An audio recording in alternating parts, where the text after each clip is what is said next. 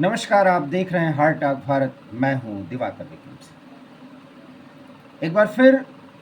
मध्य Asia में, मध्य पूर्व में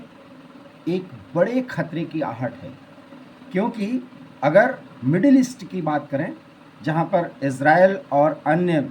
मुस्लिम कंट्रीज़ में और बेसिकली एक आतंकवादी संगठन से जो संघर्ष का दौर चल रहा है, वो एक नई दिशा की ओर जाता हुआ दिख रहा है, जिसमें इज़राइल के बैकअप में सबसे ज़्यादा मजबूती से खड़ा हुआ अमेरिका दिखाने के लिए तो पूरी दुनिया को, और विशेष करके जितने भी इस्लामिक कंट्रीज़ हैं, और जिसका कि इज़राइल के विरोध में खड़ा होना लाजमी है, क्योंकि ये उनकी राजनीति का एक हिस्सा रहा जहाँ तक इंटरनेशनल पॉलिटिक्स का सवाल है। लेकिन वो खड़े तो रह रहे हैं, चाहते अमेरिका से ये हैं कि अमेरिका इज़राइल को कंट्रोल करे या तो इज़राइल से दूरी बना ले। सवाल ये है कि क्या अमेरिका ऐसा कर सकता है? जो लोग ऐसा कहते हैं वो सच से बहुत दूर है। और जब दिखाने के लिए बाइडेन ने पिछले कई दिनों में कई ऐसे बयान दिए जब लोग ये कहने लगे कि इज़राइल को अमेरिका ने फटकार लगाई, और फटकार के रूप में ये कहा कि अगर रफ़ा में एक आक्रामक कार्रवाई इजरायली सेना करती है तो फिर जितने भी साजो सामान है या अन्य तरह की आर्थिक सहायता है वो अमेरिका रोक देगा। और जब जब अमेरिका के राष्ट्रपति जो बाइडेन ने ये कहा है, तो इज़राइल के प्रधानमंत्री और इज़राइल के पूरे नीति निर्धारक तत्वों में जो सबसे प्रमुख अधिकारी हैं या नेता हैं, चाहे वो पक्ष के हों चाहे विपक्ष के हों, क्योंकि इज़राइल वॉर के समय पक्ष विपक्ष में नहीं रहता, सारे जो ताकत है वो एक साथ खड़ी हो जाती। और सब ये कह रहे हैं कि अमेरिका कहे या न कहे, लेकिन इज़राइल तो जब तक हमास और हिजबुल्लाह जैसे संगठनों की कमर नहीं तोड़ देगा और हमास को जमींदोज नहीं कर देगा, तब तक वो चैन से बैठेगा नहीं। क्योंकि 7 अक्टूबर 2023 को इज़राइल को ख़त्म करने की जो कोशिश हमास ने की है, और अभी भी 2000 से अधिक नागरिक पूरी तरीके से हमास के कब्जे में बताए जा रहे हैं, ऐसा कहा जा रहा है। वैसे संख्या कुछ लोग 1500 कह रहे हैं, कुछ लोग 1000 कह सकते हैं। इज़राइल के तरफ से बयान आते हैं तो उसमें कुछ बताया जा रहा, लेकिन अभी उन होस्टेजेस को नहीं छोड़ा है, 2 होस्टेजेस या 2 बंधकों की रिहाई के अतिरिक्त। जबकि हिजबुल्लाह की कमर, माफ़ करिएगा, हमास की कमर पूरी तरीके से गाज़ा स्ट्रिप में तोड़ दी गई है। गाज़ा शहर को पूरी तरीके से खंडहर में तब्दील कर दिया गया है। और रफ़ा जो गाज़ा स्ट्रिप का ही एक पार्ट है, साउदर्न और नॉर्दर्न में जिस तरीके से रफ़ा और गाज़ा का एक खेल था कि जब नॉर्थ में अटैक हुआ तो साउथ में जाकर के छिप गए, और साउथ में जब अटैक हो रहा है तो फिर वो नॉर्थ की तरफ शिफ्ट कर सकते हैं। लेकिन ये स्थिति रणनीतिक रूप से ऐसा बनने नहीं दिया जाएगा। काश कि अगर मैप होता तो मैं आपको बेहतर तरीके से ये सारी बातें समझा पाता। लेकिन गाज़ा स्ट्रिप और रफ़ा शहर, इसमें अगर कोई भी इस्टेब्लिशमेंट हमास का है तो उसे जमींदोज किया जाएगा, उसे तहस नहस किया जाएगा, उसे बर्बाद किया जाएगा और आतंकियों को मारा जाएगा। ये इज़राइल के प्रधानमंत्री और इज़राइल के IDF की तरफ से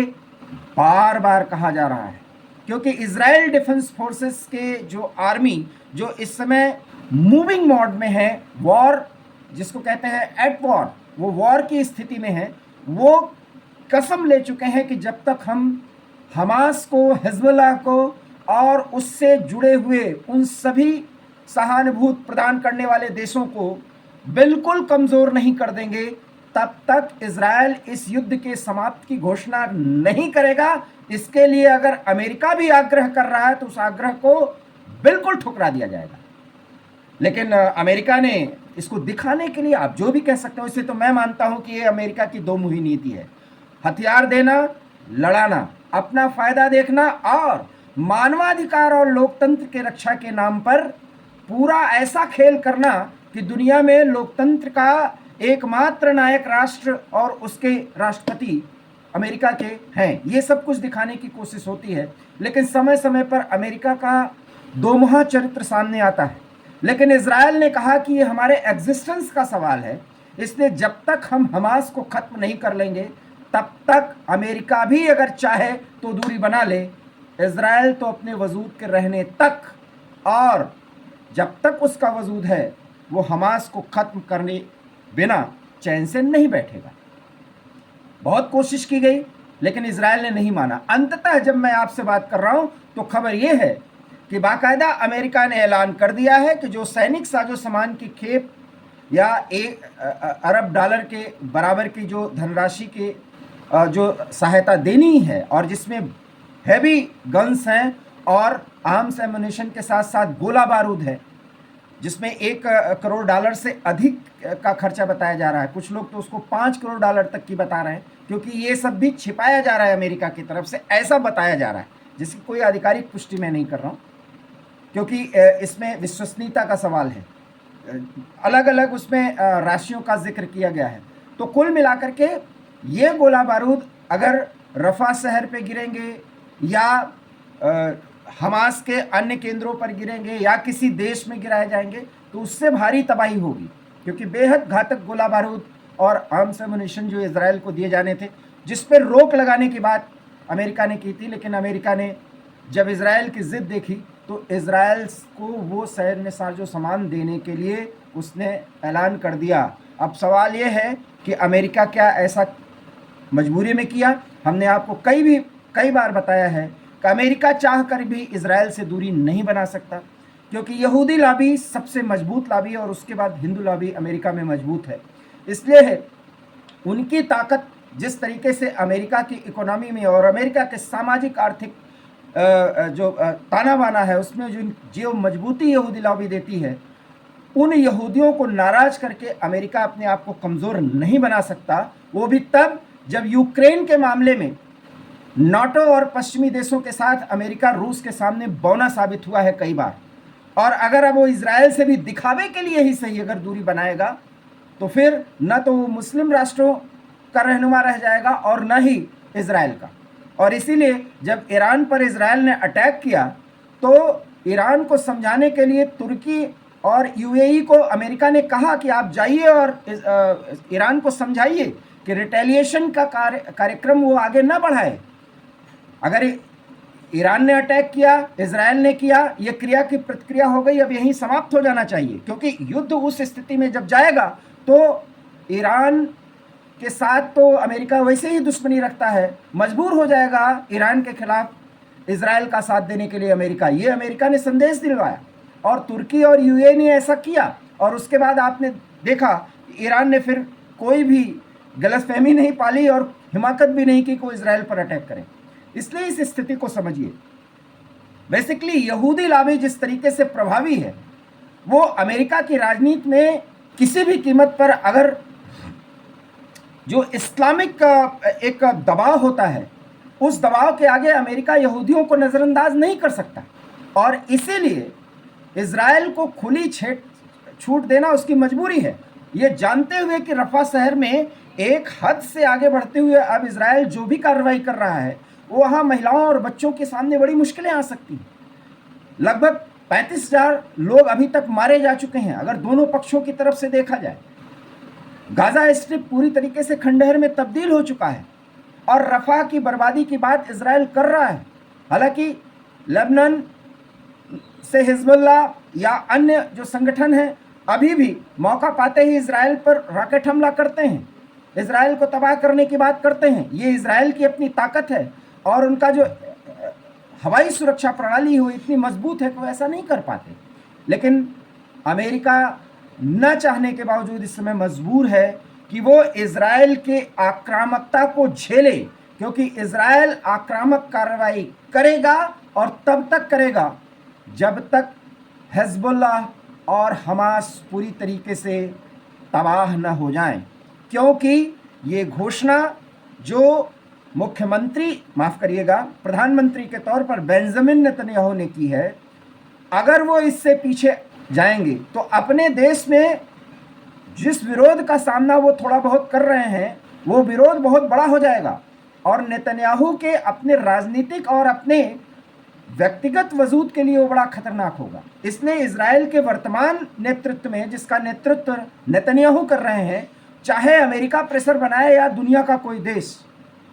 इजराइल मजबूर है कि वो हमास को खत्म किए बिना युद्ध समाप्त की घोषणा नहीं कर सकता, और सैन्य साजो सामान की जो जरूरत है जिन देशों से वो मांग रहा है वो भी लेन देन के आधार पर मांग रहा है, क्योंकि इजराइल बहुत मजबूत राष्ट्र है। तो वो अगर नहीं देते हैं तो उसका वैकल्पिक इंतजाम वो कर लेगा। और इसी के संदर्भ में आप भारत को भी समझिए, अगर इजराइल भारत के साथ कोई बातचीत करेगा इस संबंध में तो भारत वो उपलब्ध कराएगा। ऐसा नहीं कि कोई दबाव है, क्योंकि भारत के साथ मुस्लिम देशों के भी संबंध सही है और इजराइल तो अभिन्नतम मित्रों में है। ये भू राजनीतिक परिस्थिति में तमाम इस्लामिक देश जिस तरीके से, और अभी तो आपने देखा, हम इस पर एक अलग वीडियो ही देंगे कि चाबहार के मुद्दे पर जिस तरीके से अमेरिका एक दबाव बनाने की कोशिश किया,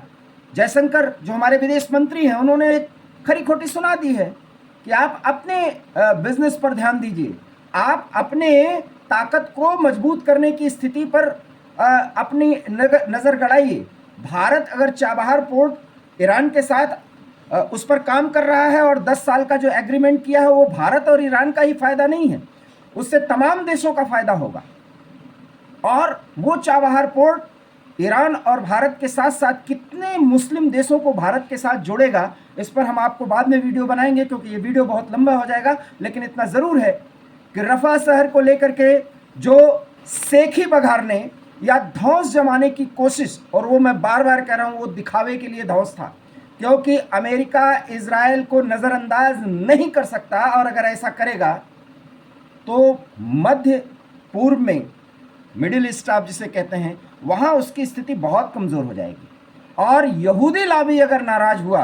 तो अमेरिका की जो वर्तमान स्थिति है जिसमें उसकी साख थोड़ी गिरी है, और ख़ास करके रूस यूक्रेन युद्ध के बाद वो और गिर जाएगी या उसमें बट्टा लग सकता है।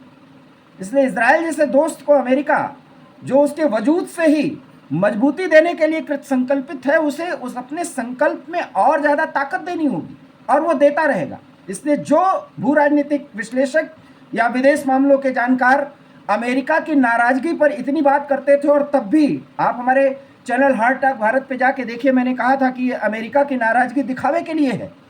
क्योंकि उनकी ये टैक्टिस होती है कि राष्ट्रपति कुछ बोलेंगे तो विदेश मंत्रालय का कोई अधिकारी कुछ बोलेगा, लेकिन उनकी जो नेशनल पॉलिसी होती है वो एक होती है, और वो ये होता है कि अमेरिका का फ़ायदा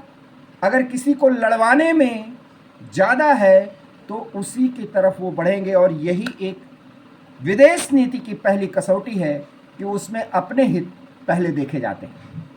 तो इसलिए इजराइल और हमास के बीच जो संघर्ष चल रहा है उसकी स्थिति और भयावह होनी है, और अमेरिका मजबूर है कि वो इजराइल को सैन्य साजो सामान उपलब्ध कराए, उसे हर तरह के नैतिक और उसका मनोबल बढ़ाने के लिए कोई भी कदम उठाने के लिए तैयार रहे। हाँ, इतना ज़रूर है कि अमेरिका अपनी आर्मी को ज़्यादा मात्रा में इजराइल में नहीं उतारेगा, हालांकि उसकी संख्या अभी भी ठीक ठाक है और वो इजरायलियों की रक्षा के लिए कृत संकल्पित हैं, तो ऐसा करेंगे। तो कुल मिलाकर के मध्य पूर्व की स्थिति है, और इजराइल ने जो कार्रवाई की है, जिसकी शुरुआत हुई है, पिछले 6 महीने से अधिक का दायरा जो है वो बीत चुका है, और ये युद्ध का दायरा अब बढ़ता ही जा रहा है और बढ़ेगा, और ये तब तक बढ़ेगा जब तक हमास और हिजबुल्लाह गर्त में न चले जाए। और आतंकवाद के खात्मे के ऐसा ज़रूरी है, लेकिन फ़िलिस्तीनियों के साथ अन्याय नहीं होना चाहिए। ये अमेरिका या इजराइल, मैं और ख़ास करके इजराइल के बारे में कहना चाहूँगा कि इजराइल ये कैसे सुनिश्चित करे, इस पर चुनाव के बाद जब विदेश नीति पर ज़्यादा फोकस्ड होगी मोदी सरकार, क्योंकि सरकार तो मोदी की ही आनी है, तो उस पर